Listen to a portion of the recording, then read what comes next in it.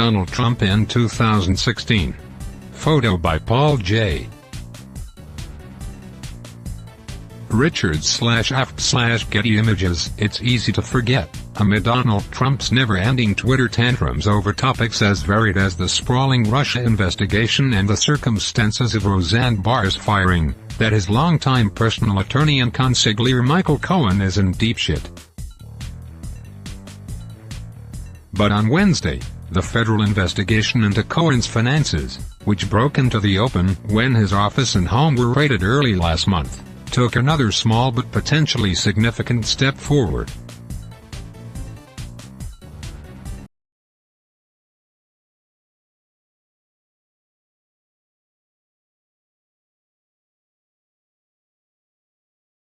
Such claims would be a nifty way for Cohen or Trump's lawyers to argue a particularly explosive letter or email or text message might be out of bounds. Because Trump is president, chief executives can't be worried about affairs of state spilling into the open.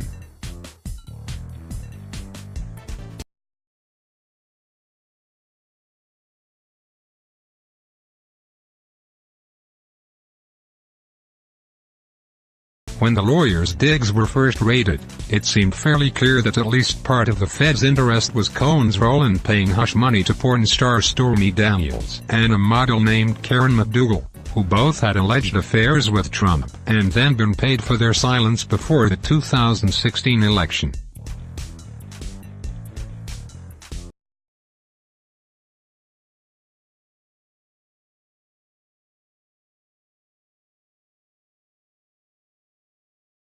Taken in tandem with the fact that an associate of Cohen's has already agreed to cooperate with prosecutors, the feds don't seem likely to be short on material with which to construct a possible case here. That's bad news for Cohen, obviously, but it's also very bad news for Trump, who seems to have relied on Cohen more than anyone else on earth to bury his darkest secrets before the election. As the Washington Post reported, almost 300,000 Cohen files had already been passed to the feds investigating him by Tuesday, and over 1 million more were expected Wednesday. Among them, perhaps most tantalizingly, the contents of a shredding machine, and, as CNN reported last month, recordings of conversations between Cohen and an attorney who previously represented Daniels.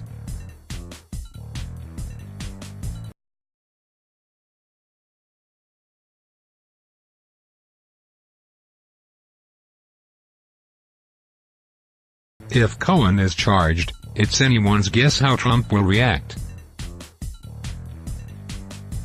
He complained that Attorney General Jeff Sessions is doing him wrong for not taking control over the sprawling investigation into Russian interference in the 2016 election, and would almost certainly publicly complain that his lawyer was getting railroaded. But Trump would also have to be leery that Cohen might turn government witness.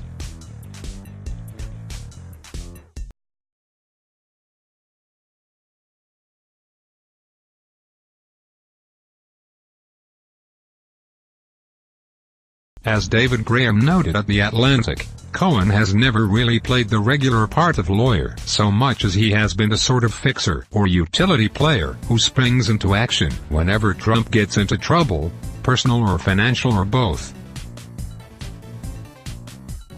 If there were a single person you might take down with a criminal case, or the threat of serious prison time, in hopes of getting dirt on Trump, it would be Cohen.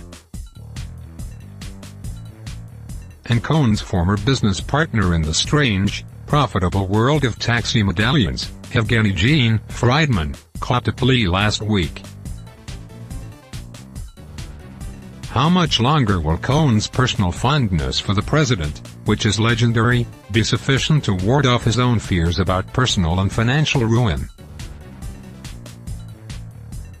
There is still a lot we don't know about the Cohen case, and he has not been charged with, much less convicted of, any crime. But the case itself is laying bare, in a way Robert Mueller's investigation in Washington has not, so far, how Trump gets his way.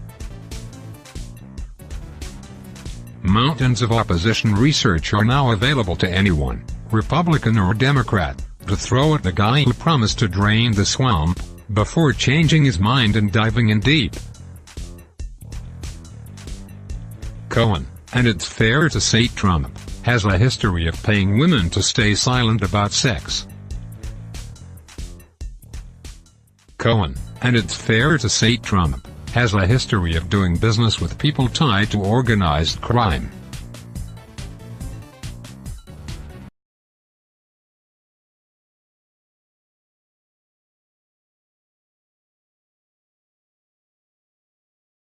That this conduct might not be criminal doesn't make it excusable, and the public does have the way to hold Trump accountable.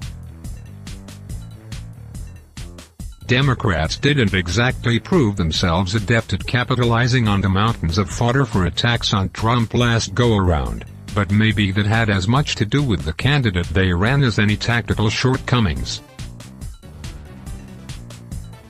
Of course, the prognosis for a wholesale assault on Trump's presidency is still weak. Even if Democrats win the midterms in the fall, their own leaders in Congress are reluctant to run on impeaching Trump outright. But the Democratic left, from the MoveOn.org crowd planning a response to a possible Mueller firing to billionaire impeachment advocates like Tom Steyer, are chomping at the bit. They want blood, and the drip-drip of the investigation into Michael Cohen looks more and more like one sure way for them to have it.